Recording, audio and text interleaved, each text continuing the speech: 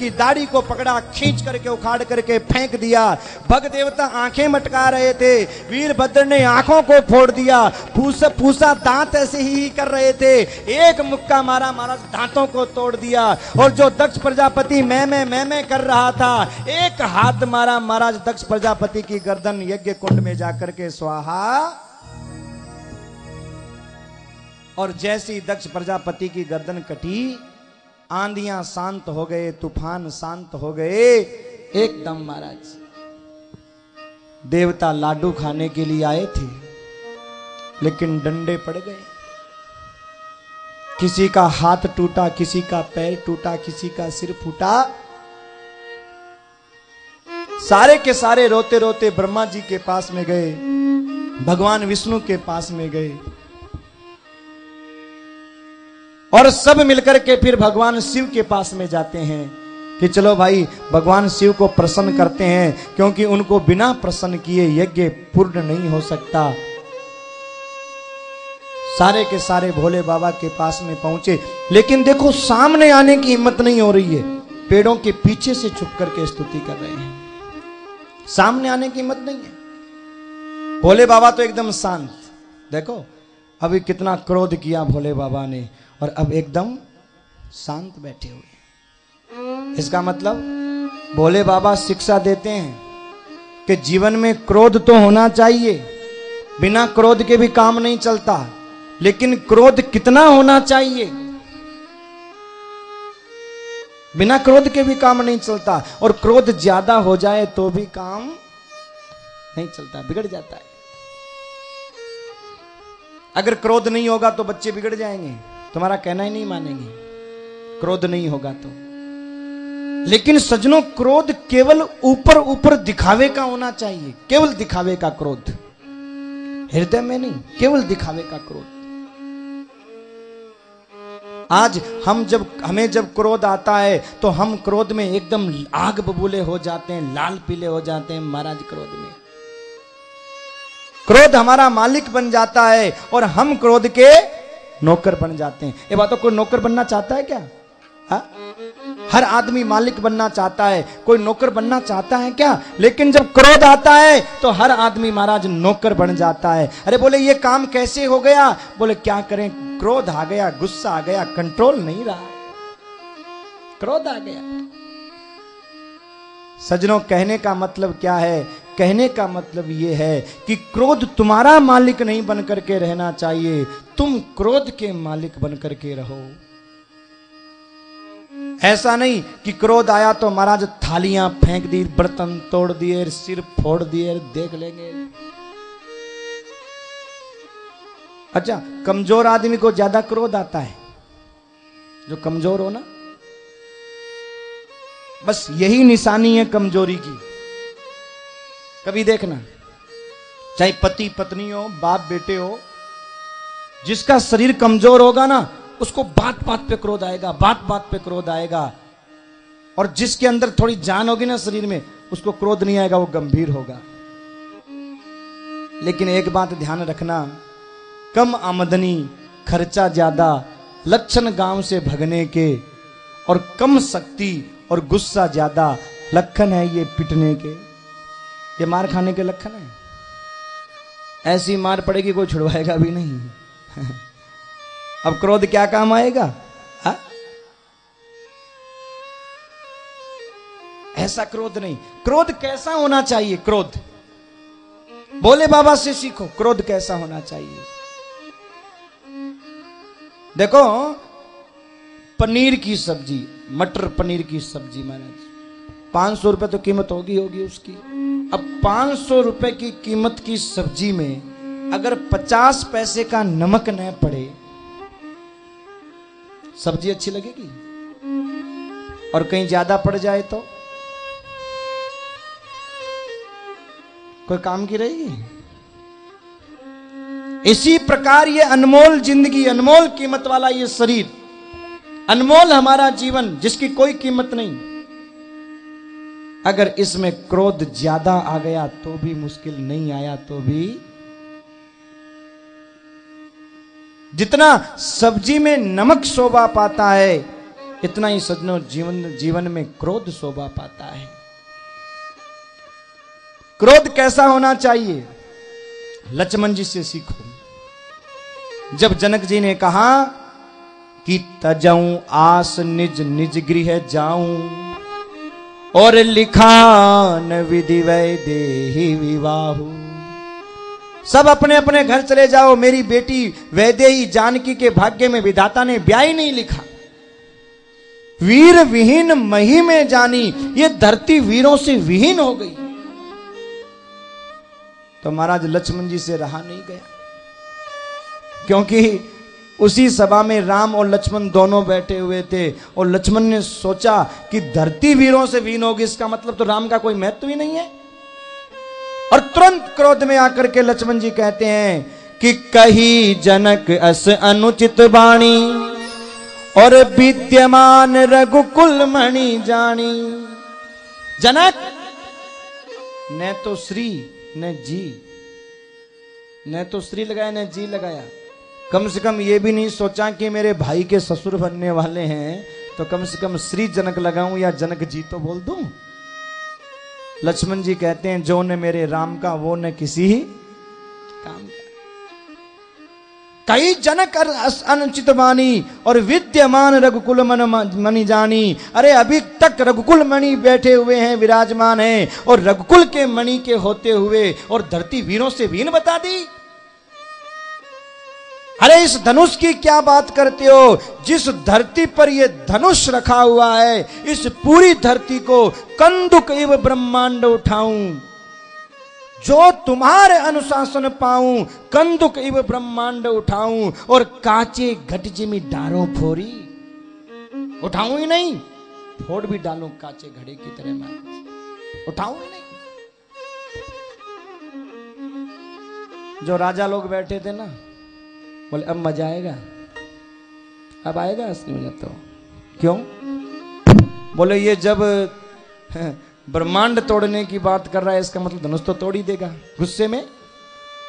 और गुस्से में आदमी कुछ भी तोड़ देता है, कुछ भी फोड़ देता है, और किसी की सुनता भी नहीं है। जब गुस्से में होता है ना, कोई समझाए ना, अरे छोड़ मैं अभी देखता हूं, छोड़, क्योंकि सोचने की शक्ति खत्म हो जाती है कि बाद में होगा क्या, निर्णय तो होता नहीं है, कुछ जानता है नहीं, सामने वाले की मानता है नहीं। तो राजाओं ने मन में सोचा अब मजा आएगा। क्यों? बोले अब ये सोचने की शक्ति समाप्त हो गई है, तो जो ब्रह्मांड को तोड़ने की बात करता है वो इस धनुष को जरूर तोड़ देगा, और जो धनुष को तोड़ देगा, तो जो धनुष को तोड़ेगा वही सीता से नाता। और पुष्प वाटिका में आंखें चार बड़े की हुई है।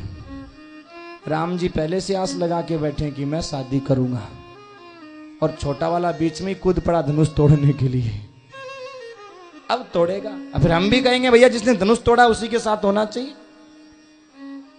अब गुस्से में काम बिगड़ेगा। लेकिन सज्जनों, लक्ष्मण जी कहते हैं जो तुम्हारा अनुशासन, क्रोध और अनुशासन, ध्यान देना, अगर अनुशासन विहीन क्रोध होता तो शायद काम बिगड़ जाता और कुछ गलत हो गया होता, क्योंकि लक्ष्मण ने धनुष तोड़ दिया होता। लेकिन अनुशासन, क्रोध पे अनुशासन था, इसलिए महाराज काम गड़बड़ नहीं हुआ। यानी सज्जनों, क्रोध तो आए लेकिन अनुशासन विहीन नहीं होना चाहिए, क्रोध पर अनुशासन होना चाहिए। अगर क्रोध पर अनुशासन है तो क्रोध तुम्हारा कुछ नहीं बिगाड़ सकता। देखो, आग अगर अपनी सीमा में बंधी हुई है, अगर आग जो आग का दायरा है उसमें है, तो आग दायरे में रहती है, तो वो गाड़ी भी चलाती है, वो महाराज रोटियां भी पकाती हैं, हवन भी करती हैं, आग से बड़े बड़े काम चल रहे हैं, कारखाने चल रहे हैं। लेकिन वही आग जब अपनी सीमा को तोड़ देती है तो जला करके महाराज घर को भी राख कर देती है। तो क्रोध एक आग है। अगर ये क्रोध सीमा में होगा, अगर ये अनुशासन में होगा, तो उस क्रोध से किसी को राय मिलेगी, शिक्षा मिलेगी, भय के कारण वो काम अच्छा करेगा। और यही क्रोध जब महाराज अनुशासन तोड़ देगा तो ये क्रोध विनाश कर देगा। आज हमारा जो क्रोध है वो अनुशासन विहीन है, अनुशासन नहीं है। लक्ष्मण जी कहते हैं जो तुम्हारा अनुशासन पाऊं, अगर आपका अनुशासन हो, आपकी आज्ञा हो तो। राम जी ने लक्ष्मण जी की तरफ देखा, अरे वाह लक्ष्मण, इतनी ताकत है तुम्हारे में, तो मुझे तो अभी पता चला, इतनी ताकत, इतना पावर, ब्रह्मांड को उठा लोगे, ताकत है। लक्ष्मण जी बोले ना, नहीं है, नहीं है। तो फिर वैसे ही बोल रहे हो, लंबी लंबी फेंक रहे हो। बोले भैया मेरी पूरी बात नहीं सुनी मैंने, आपसे क्या कहा? क्या? बोले एक बात बताओ, जो प्रधानमंत्री के यहाँ का चपरासी होता है उसको कोई कुछ कह दे तो क्या बोलेगा? मैं देख लूंगा, दिल्ली को दहला दूंगा, बंबई में बम चला दूंगा, आगरा में आग लगा दूंगा, देख लूंगा, जानता नहीं है मेरे को। उसकी औकात है क्या? है तो चपरासी। क्या अपनी औकात के बल पे नाच रहा है क्या? वो है तो पियोन, है तो चपरासी, लेकिन वो अपनी ताकत के बल पे नहीं नाच रहा है, वो प्रधानमंत्री के बल पे नाच रहा है कि मैं प्रधानमंत्री का चपरासी हूं, मेरी पहुंच प्रधानमंत्री तक है, मैं प्रधानमंत्री का चपरासी हूं। तो प्रधानमंत्री के बल पर नाच रहा है। तो हे भगवान, आप प्रधानमंत्री हैं और मैं आपका चपरासी हूं, मैं तो आपकी ताकत पे नाच रहा हूं कि आपकी आज्ञा हो, आपकी ताकत मिल जाए तो मैं इस ब्रह्मांड को फोड़ सकता हूं, नहीं तो महाराज मैं छू ही नहीं सकता। आप तो तोड़ने की बात। भगवान बोले अच्छा तो ठीक है, तो ठीक है, हमारी तो ठीक है, कोई बात, बैठ जा, अब बैठ जा, बहुत हो गया, बैठ जा। कहने का मतलब क्या है सजनों? क्रोध में जब अनुशासन होता है तो काम बन जाता है, और क्रोध में जब अनुशासन नहीं होता तो काम बिगड़ जाता है। इसलिए आज हम जो क्रोध के कारण अपने काम बिगाड़ रहे हैं, ध्यान देना, क्रोध के कारण अपने काम को कभी बिगड़ने मत देना सजनों। ये 5 मिनट का क्रोध जिंदगी भर का कलंक लगा देता है। 5 मिनट का क्रोध, क्रोध में आकर के अगर किसी का सर फोड़ दिया तो लग गया कलंक। क्रोध में आकर के अगर किसी को बुरा कह दिया तो लग गया कलंक। क्रोध में आकर के अगर घर का कोई सामान तोड़ दिया तो उसको लाने में, जोड़ने में कितनी मेहनत करनी पड़ी, और तोड़ने में किसका गया? इसलिए ध्यान रखना, क्रोध किए हृदय जले, रक्त जले और मांस, क्रोध को नर यूं जानिए, अजी जैसे सूको बांस। क्रोध किए हृदय जले। क्रोध करने वाला आदमी सामने वाले का कुछ बिगाड़ पाएगा या नहीं बिगाड़ पाएगा, ये तो बाद की बात है कि सामने वाले का कुछ बिगाड़ पाएगा या नहीं बिगाड़ पाएगा, लेकिन क्रोध करने वाला आदमी सबसे पहले अपना ही बिगाड़ता है। क्या? वो जैसी क्रोध करता है ना तो उसका खून जलना शुरू हो जाता है, उसका रक्त मांस जलना शुरू हो जाता है। क्रोध किए हृदय जले, रक्त जले और मांस, और क्रोध को नर यूं जानिए जैसे सूको बांस। सूखा बांस जब आपस में रगड़ होती है ना तो जल करके भस्म हो जाता है महाराज। और एक बात ध्यान देना, गुस्से में, क्रोध में तुम सामने वाले का, दुश्मन का तो क्या बिगाड़ोगे, तुम दोस्त का भी नहीं बिगाड़ सकते कुछ क्रोध में। और प्यार और मोहब्बत में, प्यार से दोस्त नहीं दुश्मन को भी मार सकते हो, और क्रोध में दुश्मन क्या तुमसे दोस्त भी नहीं मरेगा। भोले बाबा हमें शिक्षा देते हैं, हे जीव, इस जीवन में जो क्रोध है, इस क्रोध को 24 घंटे खोपड़ी में धारण करके मत रख। 24 घंटे लोगों के नाक पे ही गुस्सा बैठा होता है, नाक पे थोड़ी सी बात हुई, महाराज बोलते ही हैं तो ऐसे कड़वे बोलते हैं, ऐसा कड़वा बोलता है। कई लोग बोलते हैं कि जब बोलेंगे तो ऐसी भाषा बोलेंगे, लठ मार भाषा, और फिर कहते हैं अब हम क्या करें, हमसे हर आदमी लड़ पड़ता है, हर आदमी। अरे तो तुम ये देखो कि उसका कारण क्या है, उसका कोई कारण होगा। सजनों, ये हमारी जो जुबान है ना, जुबान, ये वाणी चाहे तो सामने वाले को अपना बना दे, दुश्मन को भी अपना बना दे, और ये जुबान चाहे तो अपनों को भी दुश्मन। बस मेन कारण यही है आज के समय में लड़ाई का, झगड़े का मेन कारण यही है कि हमारी जुबान है ना, ये हमारे बस में नहीं है। और दूसरा कारण बोले रोग की जड़ खांसी और लड़ाई की जड़ हांसी। ध्यान देना, रोग की जड़ खांसी। अगर तुम्हें खांसी हो रही है तो पता नहीं क्या रोग होगा, पता ही नहीं है। और जहां तुम हंसी मजाक ज्यादा करते हो ना, वहां कब लड़ाई होगी इसका कोई पता नहीं है। तो ज्यादा हंसी मजाक करने वाले होते हैं ना, वो ज्यादा एक दूसरे का सिर फोड़ते हैं। कभी भी देख लेना महाराज, एक बार तो ऐसे बैठ जाएंगे जैसे पता नहीं इनकी जन्मों जन्मों की रिश्तेदारी यारी भाईलाचारी है, और दूसरे पल महाराज वो एक दूसरे का सिर फोड़ने के लिए तैयार है। क्योंकि ये जुबान, क्या तुम्हारी जुबान से निकलेगा मजाक में तुम्हें पता ही नहीं है। सजनो, ये जो जीभ है ना, ये जीभ वो शेरनी है, ये जीभ वो शेरनी है। इस जीभ को शेरनी कहा जाता है। क्यों शेरनी कहा जाता है? क्योंकि ये जीभ कुछ अगर उल्टा सीधा बोल करके चली गई तो ये तो वापस अपने पिंजरे में चली जाती है, लेकिन महाराज या तो दांत टूट जाते हैं या सिर। कहे ना, आज जीबड़ली मेरी आड़ पताड़ खावेगी या सुए कपाड़। और ध्यान देना, ये जीभ चाहे तो तुम्हें फूलों की माला पहना दे, और ये जीभ चाहे तो तुम्हें जूतों की माला। हमारे गुरुजी कहते हैं कि बेटा फूलों की माला के लिए तो बड़ी मेहनत करनी पड़ती है, लेकिन जूतों की माला के लिए तो पॉकेट में मिलती है। जूतों की माला लोग घरों से लाके पहनाते हैं। घोड़ी पर बैठना हो ना तो बड़ी मेहनत करनी पड़ेगी, घोड़ी पर बैठना हो तो, और गधे की सवारी करनी हो तो फ्री में, पॉकेट में नहीं हो सकती। मेरे पास फार्मूला है, करनी हो तो बता देना।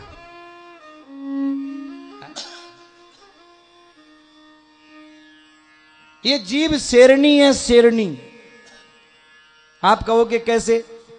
देखो, शेरनी को आजाद नहीं छोड़ा जाता, इसलिए भगवान ने ये दांतों के 32 सिंचे लगाए, और 32 सिंचे लगा करके इस शेरनी को इन सिंचों के पीछे रखा, जीभ को पीछे। और फिर भी विश्वास नहीं हुआ कि कहीं ये शेरनी बाहर निकल के आ जाए, तो इसलिए होठों का फाटक लगाया, दरवाजे लगाए होठों के, बाहर नहीं आ जाए, निकल के खा नहीं जाए सामने वाले को। और कहा भैया आज के बाद में कभी भी इस शेरनी को बाहर निकालो तो सोच समझ करके निकालना, अगर मुंह खोलो तो सोच समझ करके खोलना, क्योंकि ये शेरनी क्या गड़बड़ कर डालेगी इसका कोई पता। ऐसी वाणी बोलिए मन का आपा खोई, औरन को शीतल करे और आपहु शीतल होई।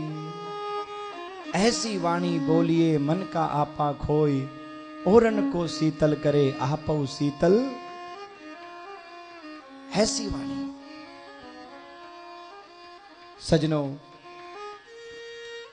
क्रोध करना भोले बाबा से सीखो। अभी थोड़ी देर पहले भोले बाबा कितने क्रोध में थे और अब एकदम शांत बैठे हुए हैं। देवता लोग पेड़ों के पीछे से छुप करके भोले बाबा की स्तुति कर रहे हैं। शिव शंकर करुणाधार,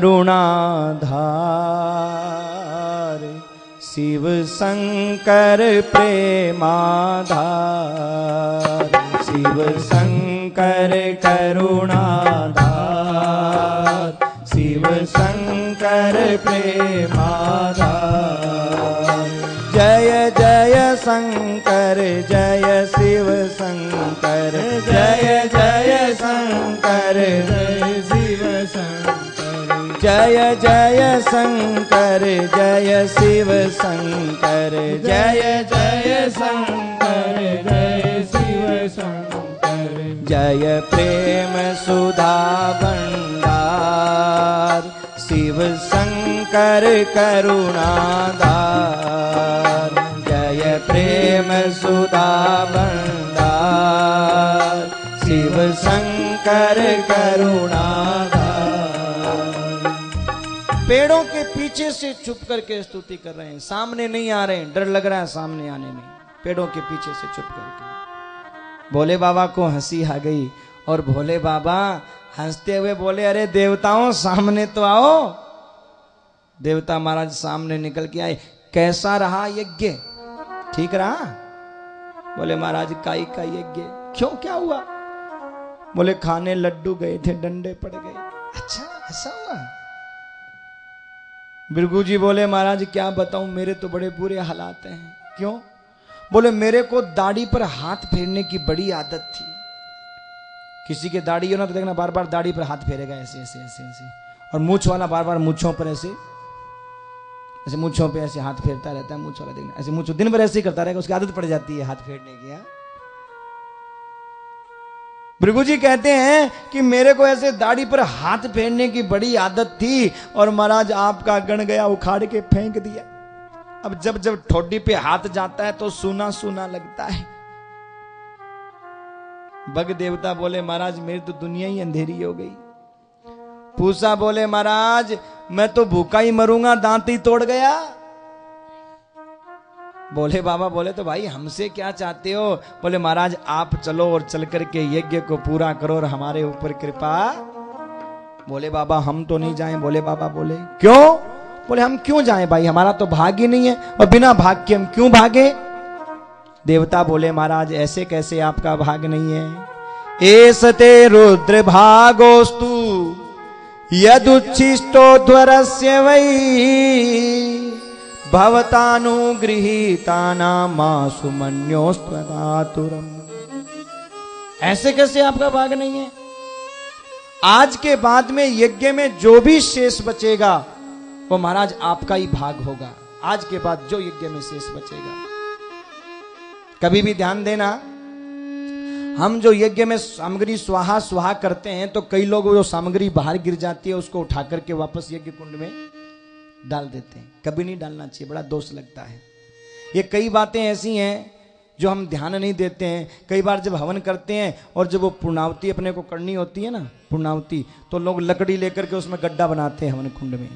सजनों अग्नि देवताओं का मुख है और उसमें इस प्रकार लकड़ी नहीं की जाती है, दोष लगता है। आप समिधा लगाइए जैसे लगाने की विधान है, पर इस प्रकार लकड़ी नहीं कि उसमें आपने ऐसा गड्ढा किया और उसमें फिर आप पूर्णावती आप कर रहे हो और जो सामग्री बाहर गिर गई उसको ऐसे अच्छे से झाड़ करके आप हवन कुंड में डाल रहे हो अपनी सफाई के चक्कर में।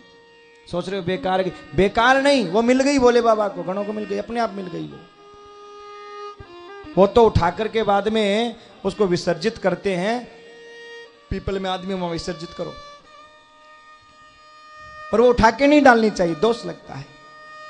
देवता बोले महाराज आज के बाद यज्ञ में जो शेष रहेगा वो आपका भाग होगा। कौन कहता है आपका भाग नहीं है? शिवजी बोले भाई जब भाग है तो जरूर भागेंगे। और शिवजी महाराज इसके बाद आते हैं और भगवान शिव ने दक्ष प्रजापति के वो बकरे की गर्दन लगाई, क्योंकि ज्यादा मैं करता था, और शिक्षा प्रदान की कि भैया जो ज्यादा मैं करेगा वो अगला जन्म बकरे का ही लेगा, इसलिए ज्यादा मैं मत करना, नहीं तो अगला जन्म बकरे का ही मिलेगा। ध्यान रखना, अगला जन्म बकरे का ही होगा।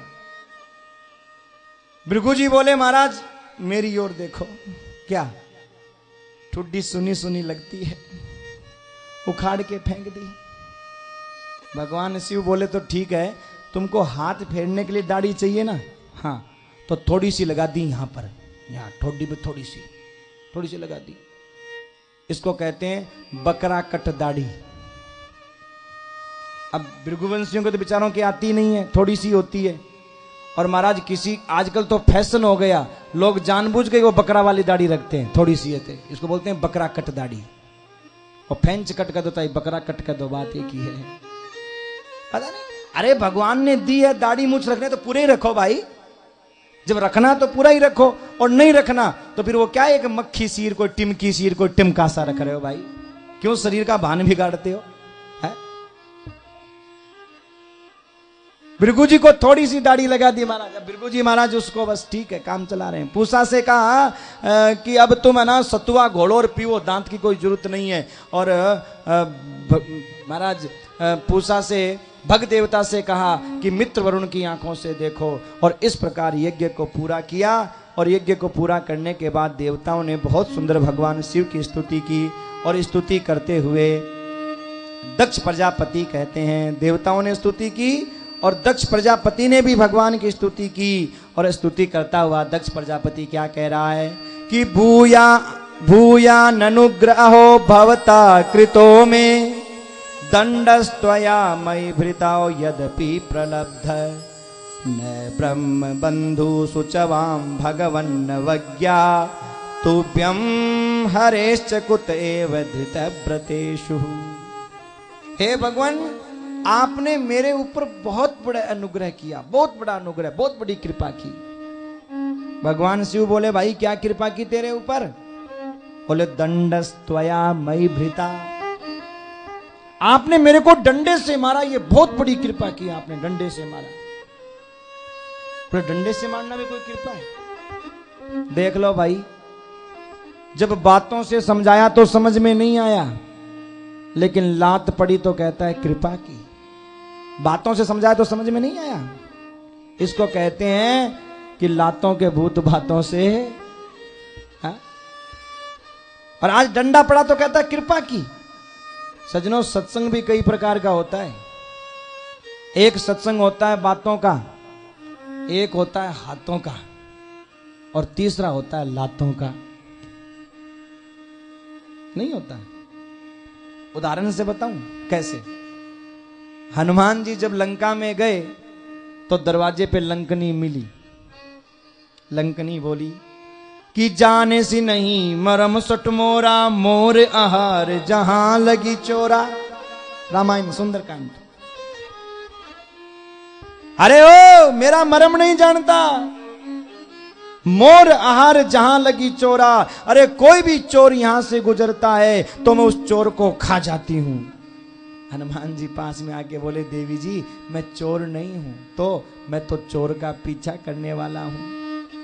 और तुम कह रही हो मैं चोर को खा जाती हूं, तो इसका मतलब जो चोर हमारी माताजी को चुरा के लाया था उसको तो तुम खा गई होंगी। लाओ वो माताजी हमें वापस कर दो, हम तो वापस चले जाएंगे, हमें अंदर जाने का जरूरत ही नहीं है, हमें क्या काम अंदर जाने का, हम तो वापस चले जाएंगे। अरे किस चोर की बात कर रहा है? बोले माताजी को उठा के लाया था एक चोर, इधर ही आया था। अरे मूर्ख, वो तो हमारे लंकाधिपति महाराज हैं। हनुमान जी बोले सत्संग नहीं किया तूने अभी तक, मेरी बात समझ नहीं आ रही। अरे जो चोरी करके लाया उस चोर को तो रखाती है, और जो पीछा करते हुए आया उसको तू खाती है। सत्संग नहीं समझ में आ रहा, बात समझ में नहीं आ रही। अरे बोले मैं तेरे को खाऊंगी, तू मेरे को जानता नहीं है। हनुमान जी बोले ये सत्संग बातों वाला समझ नहीं आएगा, तो अब सेकंड राउंड शुरू करो, हाथों वाला। और हनुमान जी महाराज ने दूसरा सत्संग शुरू किया, मुट्ठी का एक महाकपि हन्नी का लह। और जैसे ही मुक्का पड़ा तो महाराज लातों वालों की जरूरत नहीं पड़ी, हाथों वालों से काम हो गया। एक मुक्का पड़ते ही मुंह से खून निकला। खड़ी होके बोली, महाराज ओ सत्संग जोर को होयो है, रोम रोम में ट्यूबलाइट आचस से लगी, चाननो हो गयो, रग रग में चाननो हो गयो। अब की बार सत्संग बहुत बढ़िया होयो।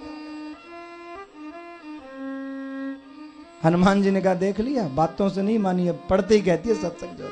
और देख लो आप, वो जैसे ही मुक्का पड़ा और खून निकला, हाथों वाले सत्संग के होते ही ऐसा आत्मज्ञान हो गया लंकनी को कि लंकनी स्वयं सत्संग की महिमा बखान करने लग गई कि तात स्वर्ग अपवर्ग सुख धरिय तुला एक अंग, और तुलनता ही सकल मिली जो सुख लव सत्संग।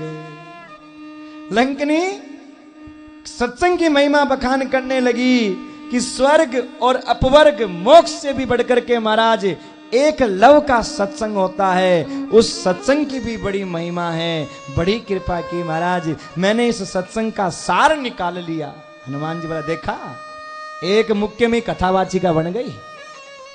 क्या सुंदर सत्संग कर रही है। क्या सार निकाला? तो लंकनी कहती है कि प्रभसी नगर कीजे सब काजा, हृदय राखी को सलपुर राजा। राम सिया राम सिया राम जय जय राम, राम सिया राम जय जय राम। प्रभसी नगर